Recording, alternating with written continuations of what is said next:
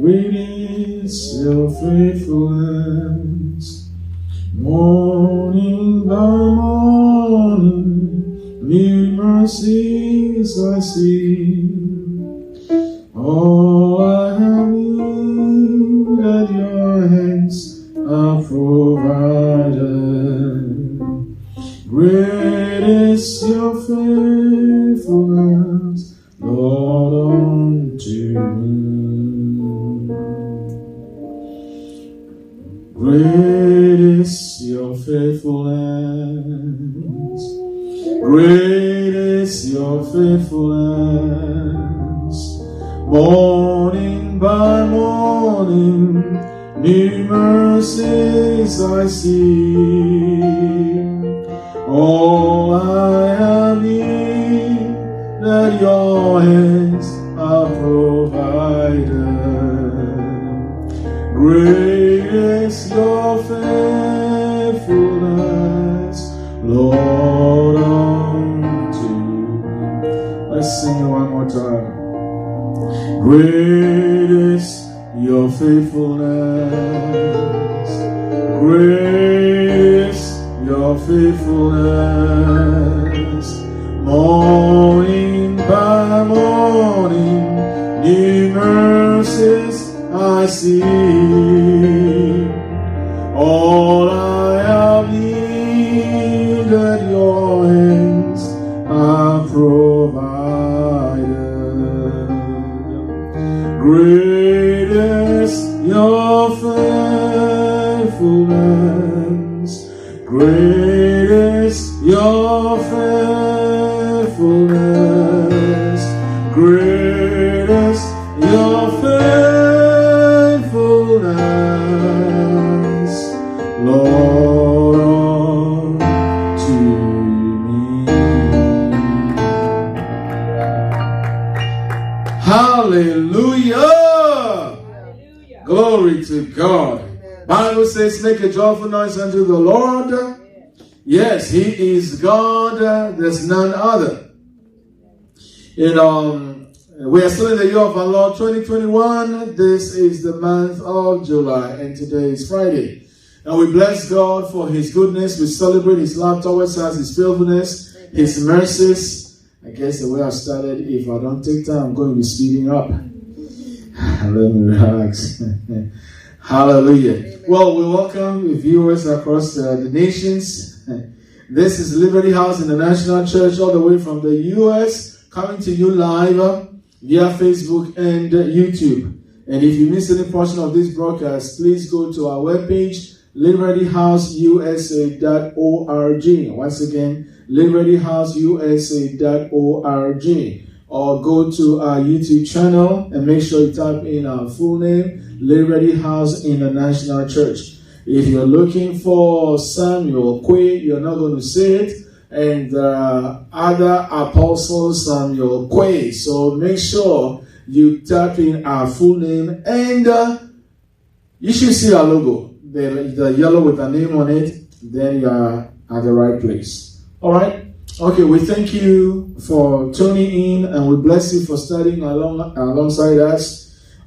This is what God wants us to do. So we'll grow up together, and then we can influence society as He has ordained for our lives. I am God's messenger and an agent of change and transformation. Always with the message of transformation, because when God speaks, it's for our transformation. Bible talks about renewing our mind, and that is what it's all about. Hallelujah. All right, so if in case you hear anything that is foreign to you, please don't get uptight. If you hear anything that is like a rebuke, correction to you, or you don't like, please study it, look at it in the light of the Word of God.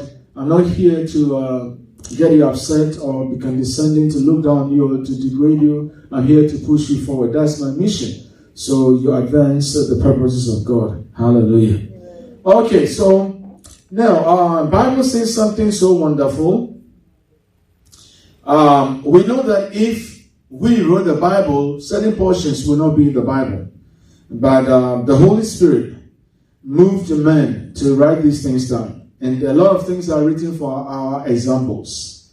Have you realized that Bible has positive things as well as negative? When I say negative, I'm talking about people who were used by God, who the Holy Spirit worked with and worked through, they are recorded. At the same time, these same people, where they goofed, where they made mistakes, where they messed up big time, everything is recorded. So what am I trying to say? Grow up, and when your things that are not appropriate, they come up and they are being corrected, don't let it bother you. That's what I'm trying to say, all right? And then your life should be an open book, just like it's in the Bible. So when you make a mistake, don't let it bother you. Just continue to move on. Hallelujah. So Bible says what? We should do things in sincerity of heart as to Christ.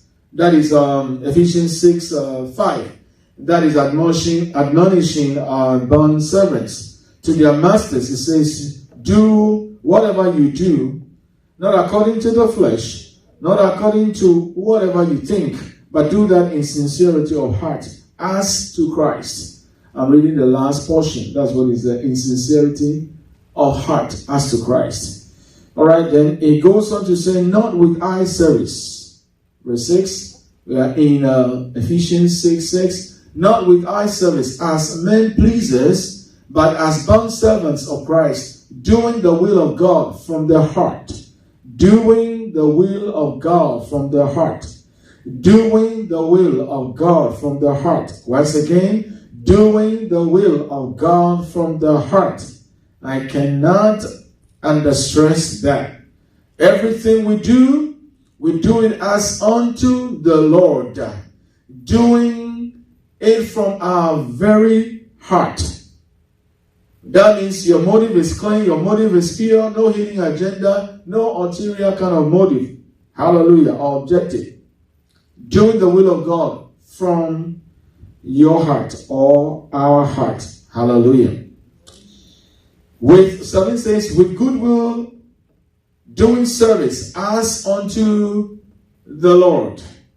So that's how you're able to relate to people. That's how you're able to serve people. This is how you do it, as unto the Lord. One person said some time back, the husband was a pain in the neck. She could go 2 weeks not talking to the husband because she's upset and whatever.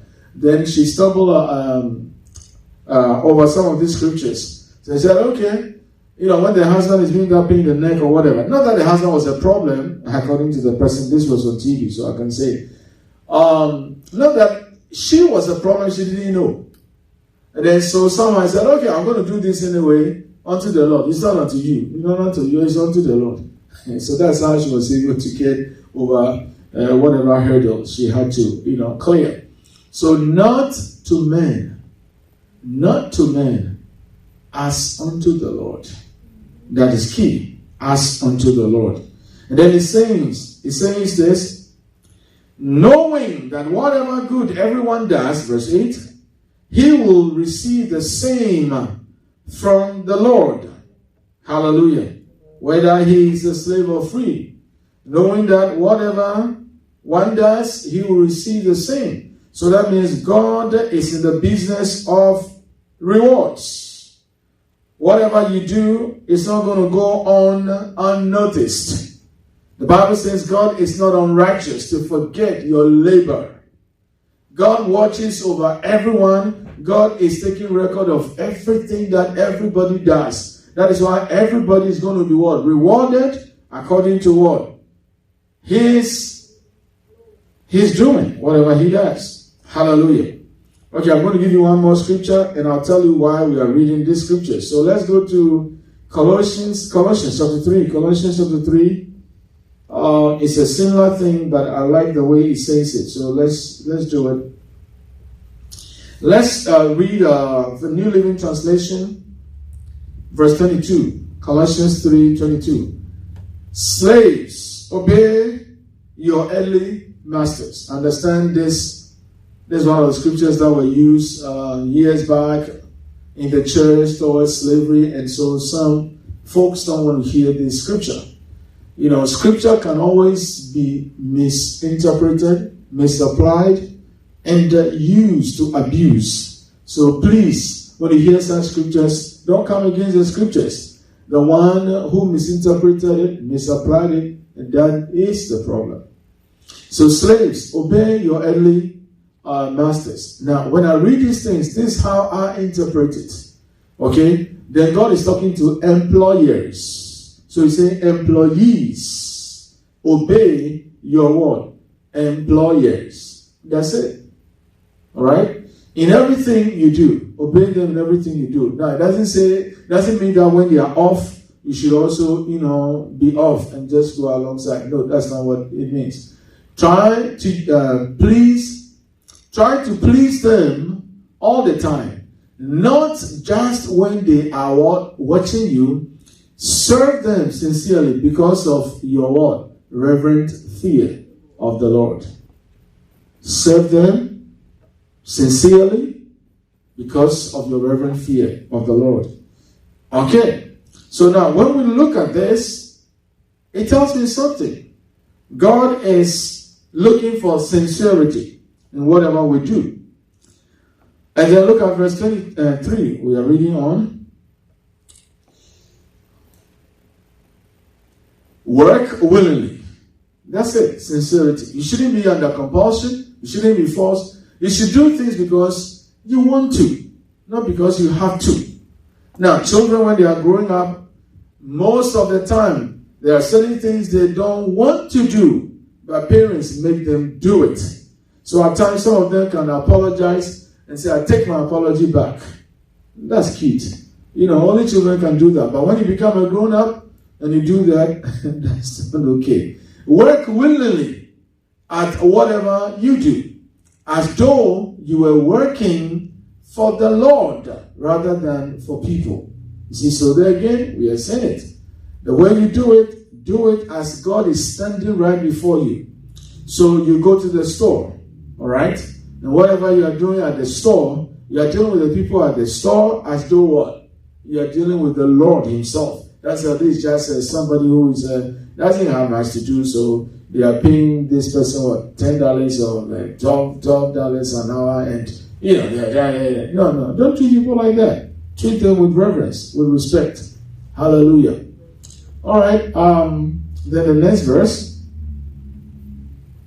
I like that what it says. Knowing. That's what King James says, but here it says, remember that the Lord will give you an inheritance as your reward, and that the master you are serving is Christ. Hallelujah. If God is behind every authority and you are serving that authority, then directly or indirectly, you are serving the Lord Jesus Christ. Okay, so now why all these scriptures? We read all this to let you know that this is about your purpose. It's about your God-given purpose, your God-ordained purpose, your assignment. When we talk about purpose, some will talk about destiny, whichever way you want to look at it. Now, it comes in phases, and it comes in seasons, and it comes in slots of time. I'll say that again. Everyone's purpose comes in phases, in seasons, and slots of time. And therefore, since you are not God, and God only tells you what to do at a given time frame, I'm talking about given time frame, you can only rely on God. And you never know that whatever you are doing now, at this moment, at this particular time, is something that is going to lead to something that is so great, that is so overwhelming, and of course, something that you don't even know that doing what you are doing is going to open the door for you, and it's going to be like, this is it, I have arrived. In the natural, people will say that. Something so big is like you'll be so fulfilled. And therefore, one has to be, careful. Hallelujah. Amen. We have to be careful. Now, I want to say another thing. God does not address us according to our situation. I'll say that again. God never addresses anyone according to their situation. I'm trying to tell you something. So stop addressing yourself according to your situation or your circumstance. Stop addressing yourself. Stop seeing yourself in the light of what you are going through. Because God doesn't address us in the light of what we are going through. I'll start with Abraham. Abraham was an idolater. But God didn't address him as an idolater. He said, come, leave your what? Father's house and what? Your people to a place that I'm going to show you. And I'm going to bless you. That's what he said. He could have said, you idolater, what do I have to do with you? He didn't address him that way. But he asked him to get out, leave all the idols behind him, and he will make even his name great. Through him, all the nations of the earth shall be blessed. Then, to stamp his approval or to express his nature, he changed his name Abram, A-B-R-A-M, to Abraham, A-B-R-A-H-A-M, to Abraham. And he said, you are father of many nations. That's purpose. Through you shall all the families of the earth be blessed. So he started calling him father of many nations. Father of many nations. Whereas his former name, Abraham, was exalted father. And he changed the name of his wife, Sarai, to Sarah. Okay, so God is trying to tell us something. The Bible says in the book of Romans chapter 4, he calls those things that do not exist as though they did. Hallelujah. So some people, they wait to see something in the natural. All right? So when I say something like, I was born a prophet, it's not an arrogant statement. You see, God allows everybody to come onto this earth with their purpose intact, already locked up within them. Do you get it? We just wake up to realize it, or we evolve into our purpose, or our strengths, our graces, and our abilities. We evolve. We come to a place of knowing, and then we walk in the fullness of it, the confidence of it, or the courage that goes with that and all that. That's what it is. So we started doing that. Then we can look at, we can talk about, what's the name? Jacob. He changed his name and they called him what? A prince, because he has prevailed. That's God. God could have said, you deceiver, you supplanter. No, but he changed it. Hallelujah. Amen. Now, Benjamin was going to be named Benoni, son of my sorrow, when Rachel had him. But, God changed that too. And then he was called Benjamin. The name Isaac, it was God who gave the name Isaac. Laughter. Hallelujah. Amen. So God, you see, let's look at that time, they had no issue or children. So God on purpose doing something. He saw Gideon and he said, coward, you, look at you. I can't believe it. He laughed so hard at Gideon. No, he didn't. You see, but he addressed him by his strength. Because God always addresses us by our strength and by his purpose for our lives. That is the way he sees us. And you can do yourself a lot of good if you begin to see yourself the way God sees you. If you begin to address yourself the way God addresses you. Most of us, we talk down to ourselves. We look down on ourselves. We despise ourselves. We belittle ourselves. We can smile all day. We can laugh all day. We can look cheerful and so strong. We may even go to the extent of comforting, advising, encouraging others. And then when you're alone, then you're a little me. You forget about even all these that you have done. And then you said, oh, how come I don't have anything? How come if I wish I were like this person? I wish I had this, I had that. Get a grip. Let me say something that is going to wake you up. It will shock you. I want you to take a look at your own body. Your body is not made up of one unit. It has, even though it's one, it has different parts. I'm going to say this again. Your natural physical body has a lot of parts. All the parts are equally important. All their functions are equally important. There's no one part of your body that is more important than the other. Hallelujah. If you hear that anywhere, that is coming from a man and not God, the Creator. Now, I want to tell you something. You are versatile, meaning that you are multifaceted or multifaceted, like manifold grace. Grace is what? Multi or multifaceted. In the same way, you are gifted in a lot of areas. Just like what the hands can do is something unique, specific. What the eyes can do is something unique and specific. No part of the body can do what the eyes do. What do you call it? The nose does, no part of the body can do that. That's unique and wonderful. Okay, these are all areas of what? Specialities. In the same way, every one of us is gifted with more than one thing. So for somebody to say, I don't have this, I don't have that. No, God didn't create anybody devoid of gifting, grace, ability, or what have you. So we have more than one. Normally, people get to know just one. I'll say the predominant, and then they follow that. And then probably due to lack of time or lack of discipline or whatever the case might be, lack of contact, lack of sponsorship, lack of encouragement, whatever, they lean on only one. So you can do more than one stuff. When I come to teaching about the AIM kind of a course, I'll touch on some of these things.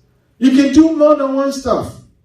So to see yourself the way God sees you is the key. I want to talk tonight about running what? Into purpose. Run into purpose. That's what I want to talk about. Because a lot of people are running away from purpose because some know what God wants them to do, but like Jonah, they are saying no. And I want to talk to you about Jonah. I'll talk to you about Peter. I'll talk to you about Paul, who was formerly known as Saul of Tarsus. Now, they all have one thing in common. Or to start with, all these three people, they were not into their purpose. They were all away from their purpose. They were committed to whatever they were doing till they became aware of their purpose and they ran into it. Jonah is a prophet. And as a prophet, you are like a mouthpiece of God, a messenger. You say what God wants you to say, to whom He wants you to say it. Hallelujah. So let's start with Jonah. In Jonah chapter 1, we'll start from verse 1.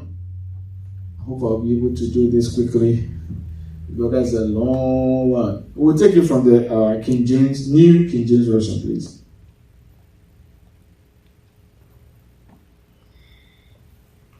So, Jonah 1:1. Now the word of the Lord came to Jonah, the son of Amittai, saying, so here, you can say, this is my purpose. Let me say something, because I have to dislodge certain things that are locked up in some people's thinking.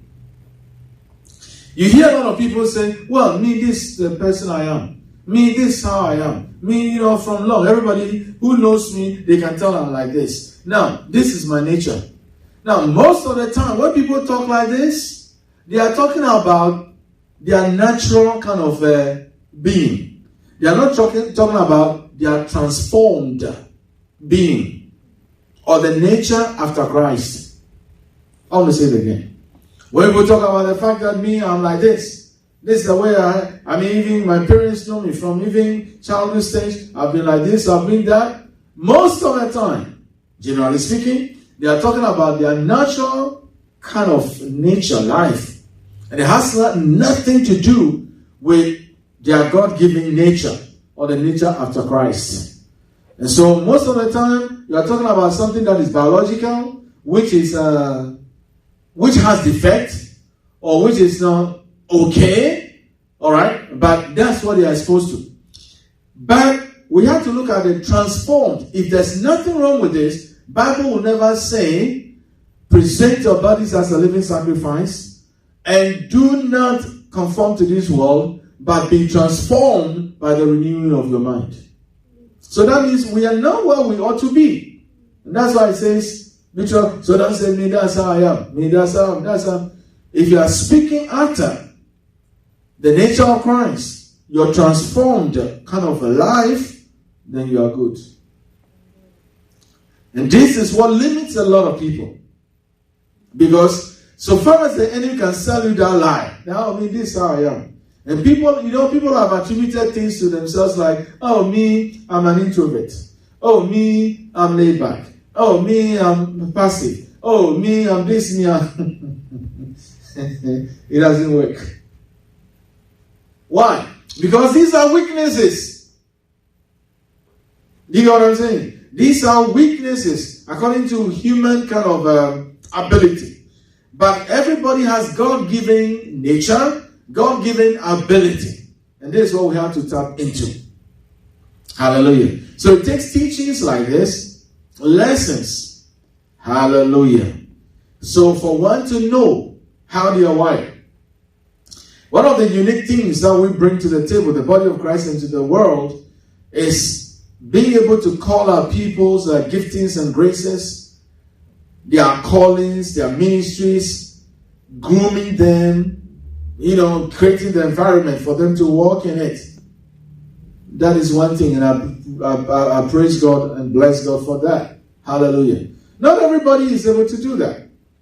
I'm not saying we are the only house or the only ministry doing that, but that's something unique.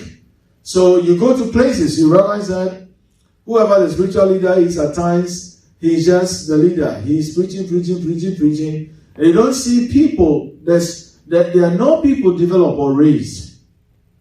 Okay? You can talk about economic stuff. So you go to work, find a work to do, and you work. That's good. I'm not coming down on that. You go to work, you come back from work, and that's it. All that you do, you work.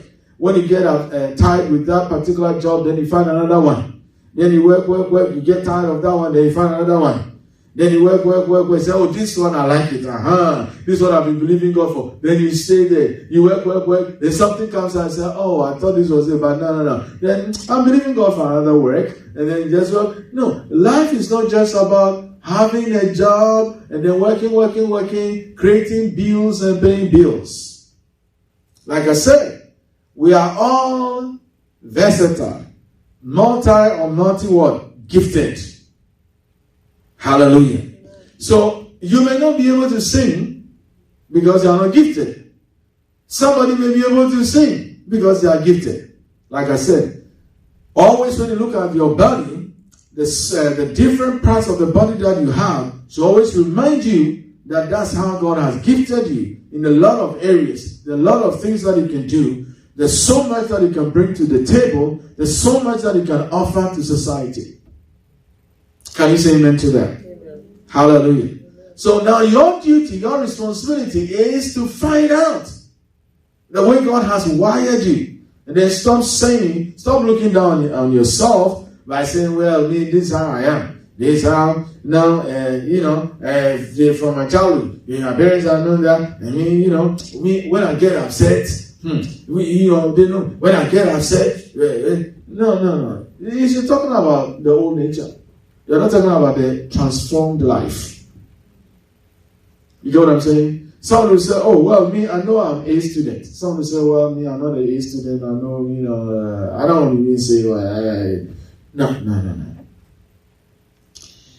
I guess the difference, we can tell even though people are gifted, but don't you think it will be very bad?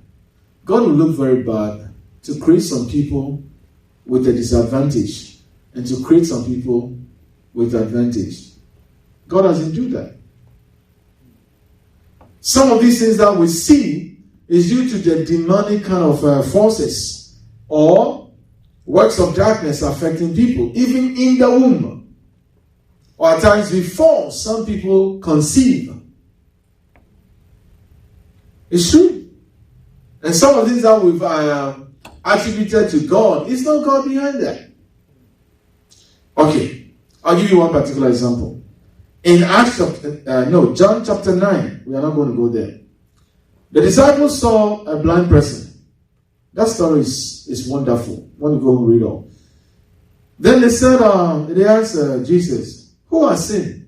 Is it himself or the parents? Do you know Jesus' answer? He said, neither the parents nor this man. But this is so that the glory of God will be seen. Yeah.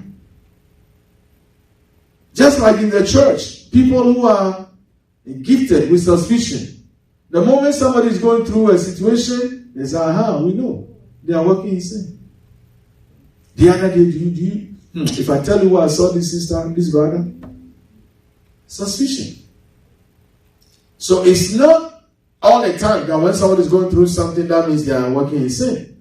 At times, doing what is right takes you to even prison. Let me leave that alone. We know what happened to Osagifo, Dr. Kwame Nkrumah. He was doing good. We know what happened to the one who liberated Ghana from colonialism. And then we're talking about that guy was bringing a lot of good things. He was trying to, just like we have the United States of America, he was working so hard with other leaders. So they will have what? United States of Africa. It didn't happen. Africa is so gifted and so blessed, yet very rich in mineral resources and what have you, yet poverty is high. Why did I even go there?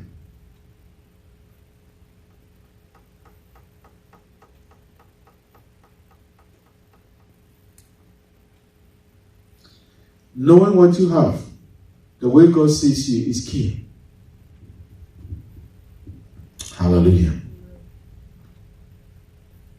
Like I said, God addresses you not by your situation, not by what you're going through. He addresses you by purpose. So embrace purpose and run into purpose. Hallelujah. So the word of the Lord tells you what to do. So over here, that defines your purpose, not what people put on you. Hallelujah. Next time when you say, well, this is me, this is how I am, ask yourself, does it line up with scripture? Is this the renewed mind? Or is this plain, what should I say? Like a pasta without a sauce and meatballs? What else can be plain? Hallelujah. You guys didn't think about dinner yet. Let's go to verse 2.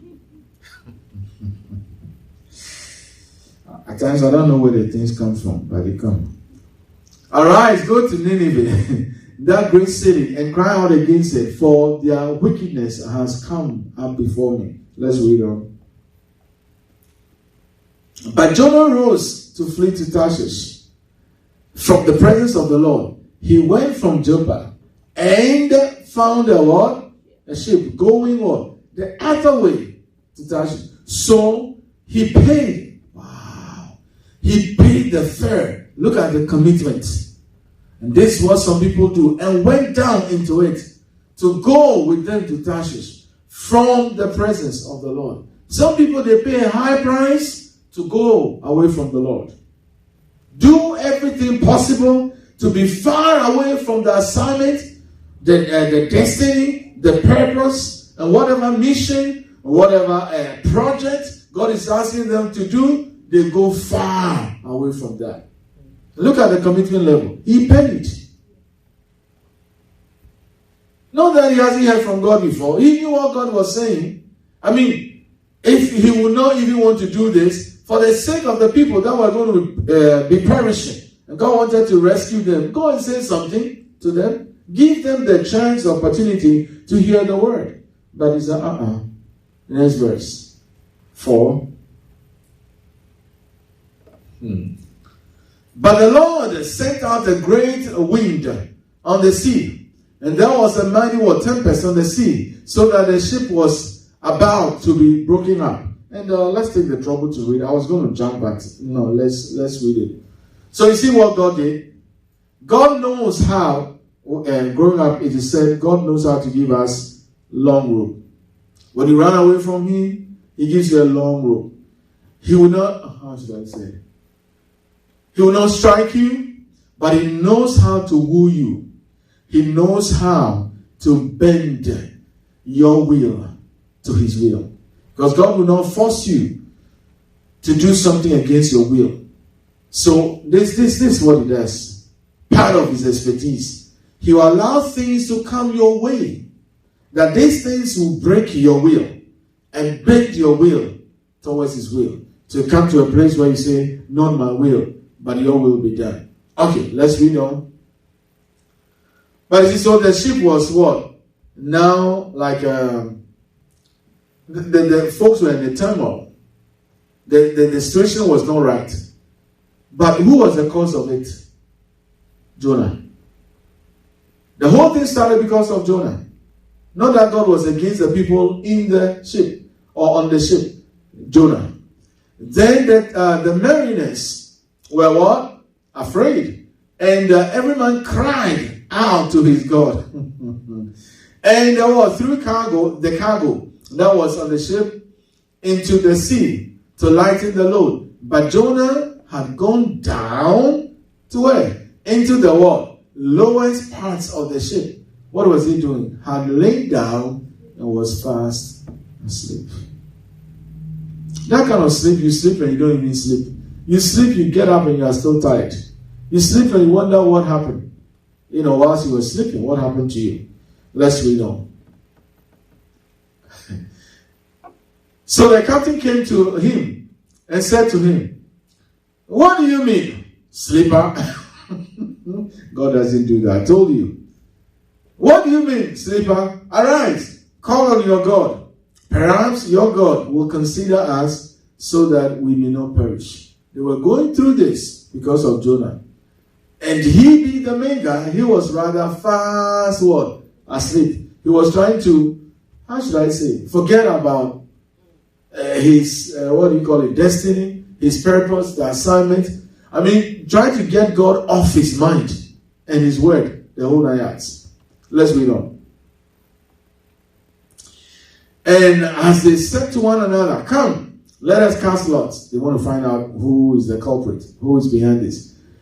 "We may know for what, whose cause." You see there, this trouble has come upon us. So they cast lots, and the lot fell on Jonah.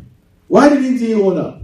Why did he say, "I'm running away"? Why did he say that I'm not interested in what God wants me to do? You should be interested in what God wants you to do. You're not going to miss out. You're not going to lose anything. You have more to gain. Hallelujah. Amen. Next verse. We are still in Jonah chapter 1 verse 8 now. Then they said to him, "Please tell us, for whose cause is this trouble upon us? What is your what? Occupation?" Wow. "And where do you come from?" This is serious interrogation. "What is your country? And of what people are you?" More than the FBI. Let's read on. He could have said everything right away instead of waiting for all these questions. And when people are running away, this is what they do. They become tight-lipped. You ask them one question that they can say everything. You're giving them opportunity. They don't. They'll say, "Well, I'm hiding. I don't want you to know this, so I'm not going to volunteer any information. If you don't touch it, I'm not touching it. I'm not coming up with anything." So he said to them, "I am a Hebrew, and I fear the Lord." Really? The God of heaven, who made the sea and the dry land. And this guy don't believe him. He was aware God made the sea, and he went on a ship. David said, "Where can I go to hide from you?" He was aware of this. Interesting. Let's read on. The next verse. Then the men were exceedingly what? Afraid, and said to him, "Why have you done this?" I mean, they were calling on not the God of Abraham, Isaac, and Jacob. They are gods. But look at even this. They had the sense to know that what they are doing is not right. For the men knew that knew that he fled from the presence of the Lord because he had told them. Let's read on. 17. They said to him, "What shall we do?" I'll take it again. Then they said to him, "What shall we do to you that the sea may become for us. For the sea was what? Growing more tempestuous. Let's read on. This guy, he wasn't close to repentance. Listen to what he said. He said to them, pick me up, throw me into the sea. It's like, look, this Nineveh thing, I'm not going there. Whatever God wants me to do, I'm not doing it. I'll run away from him as far as my legs can carry me. I'm willing even to die. Throw me. Wow. Throw me into the sea. Then the sea will become what? Calm for you. For I know that this great what? Tempest is because of me. He didn't say to them that, okay, I repent. But he said, okay, kill me. Kill me. Throw me into the sea. Let's read on. Wow. Nevertheless, the men rowed what? They rowed hard to return to land. But they did not, for the what? Sea continued to grow more tempestuous against them. You see, they didn't even want to throw him. They were going back to shore. Let's read on. Jonah. Therefore they cried out to the Lord and said, we pray, O Lord, please do not let us perish for this man's life. That's serious. At times, like I've been saying to you, what we do affects other people. What we do affects other people. We have to be careful. But why? Because we are interdependent. Just like the parts of the body, human body are interdependent, we are all interdependent. And do not charge us with what? Innocent blood. They know, because now they have to throw the guy overboard. For you, O Lord, have what? Done as it pleased you. Let's read on. Wow. Let's all read this. Read. So they picked up Jonah and threw him into the sea, and the sea ceased from its raging. Just one person, his wrong move was creating a lot of trouble for others. So the question is, are you creating some trouble? Now, wrong move means that when you change lanes, your God-given lane, when you change assignments, your God-given assignments, when you step out of purpose, your God-given purpose, God-ordained purpose for you, you cause a lot of problems. You create unnecessary what? Challenges and odds for people. Hallelujah. Be your brother's keeper. Alright? So the sea what? Cease from its raging. Let's read on. Something beautiful happened. So we are still in the book of Jonah, chapter 1. Where are we now? The 16th verse. Then the men feared the Lord exceedingly and offered sacrifice to the Lord and took vows. Let's read on. Now the Lord had prepared a great fish. Some people used to say whale. A great fish to swallow Jonah. And Jonah was in the belly of the fish 3 days and 3 nights. Nobody wants to be in such a place. What does that mean? When you run away from destiny instead of running into destiny, when you run away from purpose instead of running into purpose, you end up in places you ought not to be. That is why some people, they created monsters. They made mistakes consciously, willful steps. They took willful steps, choices, decisions that up to now, even though they are grown, is still staring them up in their faces. Because you ran away from destiny. Wow. 3 days. This was by force fasting. I wonder what he was eating. the slamming and the what? Goofy things. Anyway, let's read on. This is to say you can't run away from God.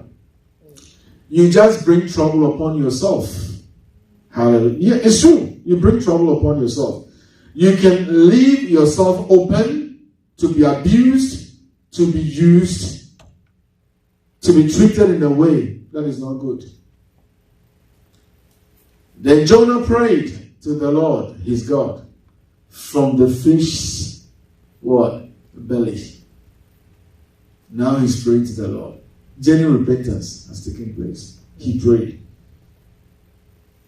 What happened? Let's read on.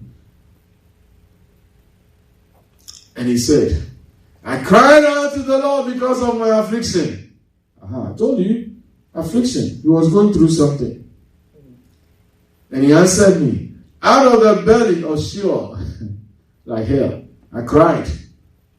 That's this Hebrew, the Greek is hell, Hades. And you heard my voice. Let's read on. For you cast me into the deep. Now he's blaming the Lord. Into the heart of the seas. And the floods what? Surrounded me. All your billows and your waves what? Passed over me. Okay, let's continue. We'll go into verse chapter 2. Then I said, we're in chapter 2, right? Yeah, okay. Thank you for that. The Bible isn't written in chapters, so it flows. Then I said, I have been cast out of your sight, yet I will look again toward your holy place. I've been cast out of your sight, yet I will look again toward your holy temple. That's repentance. Now it means business.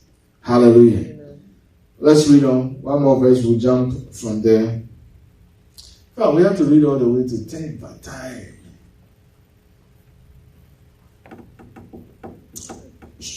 Okay, let's jump to 10, verse 10.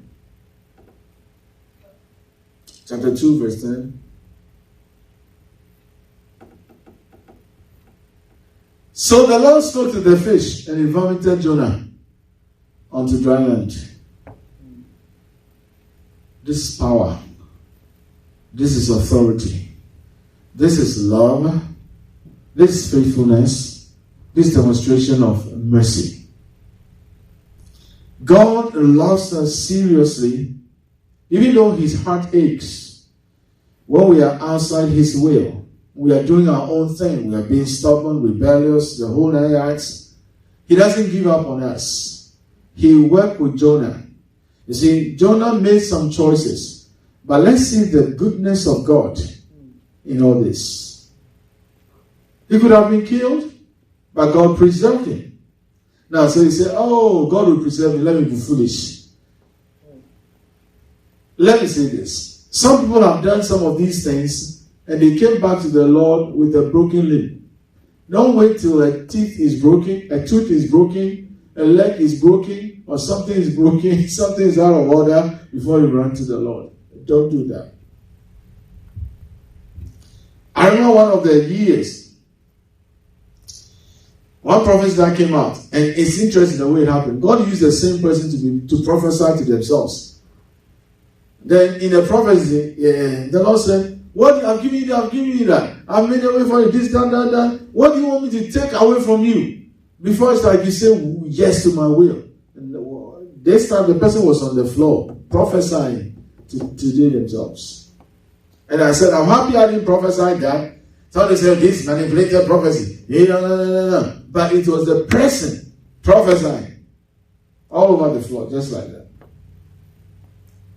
And at times we know what things are in our heart.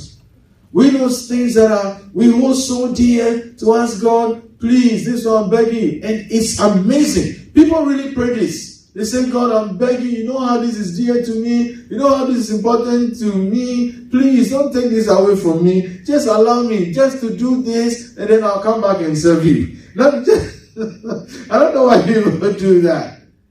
When you know that what you're holding on to is not going to help you in any way, and you still go to God and pray that prayer. Do you know the aftermath, the consequence, the repercussion, ramification of whatever decision, choice you're making? Do you know what is going to happen? Wow.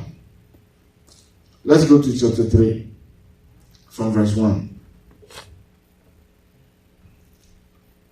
We are still in Jonah chapter 3, 1. This is beautiful. Now the word of the Lord came to Jonah the second time, saying, let's continue. Arise, go to Nineveh, that great city, and preach to it the message that I tell you. 3. So Jonah arose and went to Nineveh, according to the word of the Lord. He ran this time to destiny. Now Nineveh was an exceeding great city and 3-day journey in his tent. Let's read. Isn't this beautiful? And Jonah began to enter the city on the first day's walk. Then he cried out and said, yet for 40 days, and Nineveh shall be overthrown. God showed mercy to Nineveh because he obeyed. God is a God of a second chance, a third chance, a fourth chance, a fifth chance. He will never write you off till you write yourself off. When I say till you write yourself, I'm not saying that so he's just waiting till you write yourself off. I'm saying that he will never write you off. The only way you'll be written off is when you yourself write yourself off.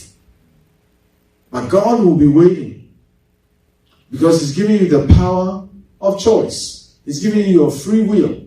So it's not going to force you.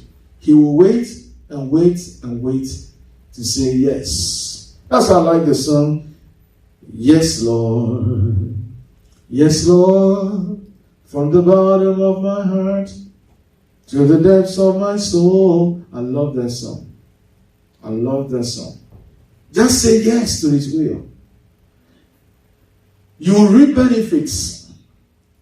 Benefits that people take years to work for. You will reap these benefits in just within the twinkling of an eye. Just a moment. That's God. Let's leave Jonah. Now let's talk about Peter.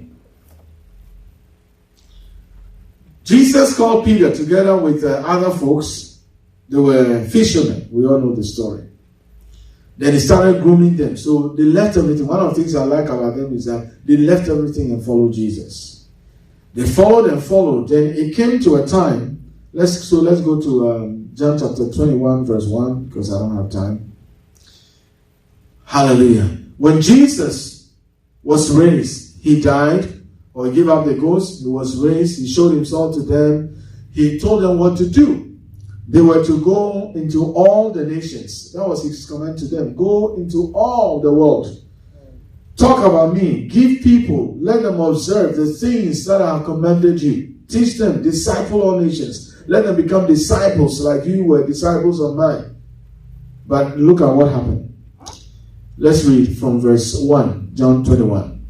After these things, Jesus showed himself again to the disciples at the Sea of Tiberias. And in this way, he showed himself. Let's read on. Simon Peter, Thomas, called Twain, Nathanael of Canaan in Galilee, the sons of Zebedee, and 2 others of his disciples were together. Let's read on. Simon Peter said to them, Jesus is going to show himself to them. But they are telling us what happened before he showed himself. Simon Peter said to them, I am going fishing. Old King James says, I go a-fishing. I go a-fishing. I am going fishing. They said to him, we also. Okay, we'll read this and read the King James. The way the King James says is so interesting. We are going with you also. We saw in the life of who? Jonah. He decided to run away. And then the trouble wasn't just with himself, but it was endangering the lives of other people. Over here, Peter was running away from destiny instead of running into destiny. Alright? He was taken from fishing. And the Lord said, I'll make you fishers of men. That is his destiny. He decided to go back to fishing. And when he said that, look at it.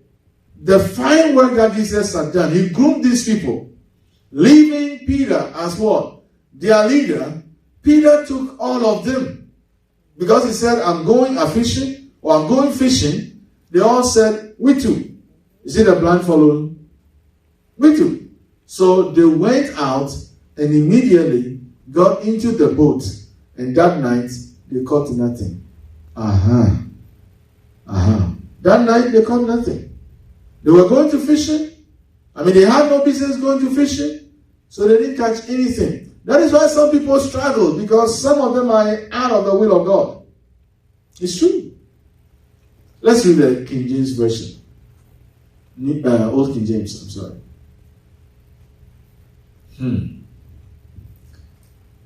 Are you catching nothing because you are out of the will of God? Simon Peter says unto them, I go a fishing. They say unto him, we also go with thee. They went forth and entered into a ship immediately, and that night they caught nothing. Okay, so let's come back. Now Jesus appeared. Let's come back to New King James. Jesus showed up and he started to talk to Peter. And I love it. He asked him so in an intimate way, in a deep kind of way, some questions. Let's continue. 4. But when the morning had now come, Jesus stood on the shore. Yet the disciples did not know that it was Jesus. They told, and they told for nothing. Probably they blame, the sea. They blame something or somebody, and that was it. To them, they are going to go again. That's what we do at times. We blame everybody for what we are going through, even though we know that we are outside the will of God. And at times you can be outside the will of God and you don't even know it. You can sincerely be wrong. Alright? Okay. They didn't know. Let's continue. They couldn't tell it was Jesus. Verse 5. Then Jesus said to them, children, have you any food? Then answered him, no. They answered him, no. Let's read on. And he said to them, cast the net. You see what? He's taking them back. Just like he spoke to Jonah the second time. Arise and go to Nineveh. So he said to them, cast the net on the right side of the boat, and you will find some. So they cast, and now they were not able to draw in because of the multitude of fish. He's trying to teach them something. It's not in your smartness. Can you step this thing up to 72? Reduce to 72. It's not in your smartness. It's in your application of the word of the Lord. Hallelujah. If you're going to make it, it's in the application, the knowing of the word of the Lord, and the doing of the word of the Lord. Hallelujah. Okay, so let's read on. Therefore, that disciple whom Jesus loved said to Peter, it is the Lord.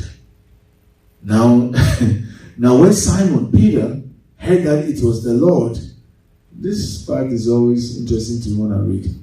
He put on his outer garment, for he had removed it, and he plunged into the sea. Who was he hiding from? He had been seen already. Isn't that interesting? The guy has already seen you. He covered himself with his outer garment. That didn't work for him. He plunged himself. And that is what people do at times. It gets so bad, they get disconnected and they detach themselves, disjoin themselves from the very body, people group, sources that they were supposed to be what? Connected with. And I know we've seen it in family situations. We've seen it in the corporate world, in companies, organizations. We've seen it in the local churches, the Church of God. We've seen this happen over and over and over again. When people do that normally, it has something to do with their own agenda. This is different from when you have to disconnect from toxic, dangerous, polluted, contaminated, unwholesome, what have you kind of environment. That is different. That is different. But everybody who runs away from destiny, who runs away from purpose, runs away from assignment, they know it. Some people choose to drink, so they will forget it. It doesn't work. Unless we don't. Jesus was standing at the shore, ready for that. But the other disciples came in the little boat, for they were not far from land, but about 200 cubits, dragging the net with fish. Let's read on. They sat down, they ate and all that. I wish I could just jump, but let's do it. Then as soon as they come to land, they saw what? A fire of what? Coals there, and the fish laid on it, and bread. That is a sign. Let's read on. Jesus said to them, bring some of the fish which you have caught, which you have just caught. Simon Peter went up and dragged the net to land, full of what? Large fish. Somebody said it was tilapia. I don't know. 100. I don't know why they say tilapia. I don't know. 153. And although, now scripture doesn't say why it was 153. So if you hear somebody preaching and breathing so hard and saying 153, it means this, just forget it. You don't speculate what scripture hasn't said. And although, and it wasn't tilapia, it's not stated. And although there were so many, the net was not broken. Wow. In the first place, I like this. The net was not broken. So he can sustain what he initiates. He can sustain the harvest that he gives you. The means that he uses, if that is ordained by him, he can use that means again. Hallelujah. Let's read on. Peter is going to be faced with some questions. Jesus said to them, come, eat breakfast. Yet none of the disciples dared ask him, who are you? Why? Knowing that it was the Lord. They were feeling bad. Now, I'll say something here. At times, some people are very snappy. Even though they are nice people, they are known to be snobbish. They are known to be, what's the word that I should? What's the word? Oh, the word is not coming. Cheeky. What is the word again? When people are snappy, anybody talks to them, it's like, snobbish, and what else? What else? Tell me. Feisty. Thank you. Feisty. It's part of it. They are like, you don't know what I'm even going through. Who brought it up on you? They know what they are going through. You see, this situation is called conviction. Some people come here and some of the things that they say is this. You see, Pastor, when we come here, we feel the conviction. They feel guilty. And here we are not a ministry of condemnation. But when you know the truth exposes what is in your life that ought not to be in your life. And you begin to see that, the word of God is like a mirror. Then you begin to look at yourself. And you begin to see who you really are or what you are doing. Let's read on. Hallelujah. Jesus then came and took the bread and gave it to them. And likewise the fish. Let's read on. You know why I do this at times? People now, they don't have the time to read. Life is on a fast track. This is now the third time Jesus showed himself to his disciples after he was raised from the dead. He's not done yet. Let's read on. He will have one-on-one with Peter. Let's read on. So when they had eaten breakfast, Jesus said to Simon Peter, Simon, son of Jonah, do you love me more than these? He said to him, yes, Lord. You know that I love you. He said to him, feed my lambs. Let's read on. He's going to ask the same question 3 times. He said to him, so when I do that to you, don't be upset with me. Jesus did it. I'm copying him. He said to him again, a second time, Simon, son of Jonah, do you love me? He said to him, yes, Lord. You know that I love you.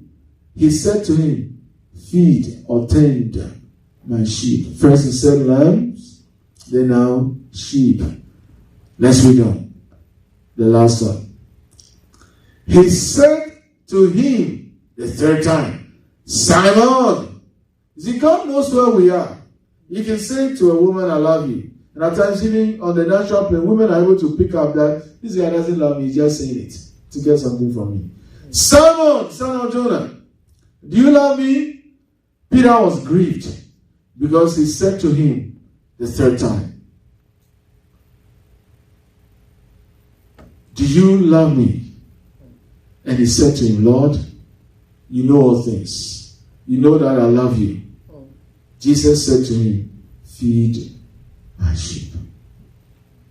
I'm here telling you the same thing. Do what God wants you to do. Hallelujah. Amen. We know how Saul was so committed in killing or coming against who were calling on the name of the Lord, followers of the Lord. He was very committed, dedicated. Hallelujah. If they were giving awards at that time, he would have won so many awards for doing that. He was committed. He ran away from his destiny, his purpose. But when the Lord revealed himself to him, this did to me. Does it mean that people who are running away from their purpose, their destiny, their assignment, God-given assignment, they have no revelation of who God is? Remember, Naaman, I said Naaman. Jonah said, I fear God. Did he really fear God? So someone said, I'm a Christian, I love God. That's why he was asking Peter, do you really love God? And yet still, you won't partner with him. You love him to the point that you disobey him. You love him to the point that you displease him. You love him such that you will not allow him to direct your life, even though you know he is your God. And he's smarter than you. Hallelujah. Amen. Even though you know that what he's telling you to do is going to be a blessing to you, you are going to benefit from it first and foremost. So then why do you run away from your destiny? The Bible says you have to run the race that is set before us, according to Hebrews chapter 12, verse 1 and 2. And make sure we lay aside the sins that beset us. So run the race, that's destiny. Run the race, that's your purpose. Hallelujah. The sin which so easily ensnares us. It may not be fornication, it may not be adultery, it may not be some big sins that people say, but it's just the stinking thinking. You see, you haven't learned this yet. That God doesn't address you by your situation. He calls you only by his purpose. He calls you only by his ordination. Hallelujah. He doesn't look at your weakness, because to him, he has not given you weakness. He's giving you what? Power. He's giving you love, and he's giving you sound mind. He's giving you ability. He's wired you so he can partner with you to bring his purposes to come to pass. He gave you several abilities so you can do whatever he's called you to do. Amen. That's what it is. Amen. And you have to change the way you look at yourself. And just say yes to him. Like all these people we are talking about. Paul changed. He became Paul. He changed. And then he talked about the fact that he fought the good fight. According to 2 Timothy 4:7. I have finished the race and I have kept the faith. He preached. His life was at stake, but he did it. His life was no longer dear to himself. No longer. If your life is still dear to you, and you are first in everything instead of God, you are running still from the purpose of God. You are so calculated. This will inconvenience. This. You see. I don't play with my comfort. And I'm a private person, and my thing is personal. And this is going to put me out there, and I don't like that. Since when did you become God? Hallelujah. Amen. I have to end on that note. If I keep going and going, I'll end with the words in Galatians chapter 5, verse 1 and 13. Stand firm, the liberty, well with Jesus. The anointed one has made you free. And do not be again entangled with the yoke of bondage, but by love serve one another. Hallelujah to Jesus.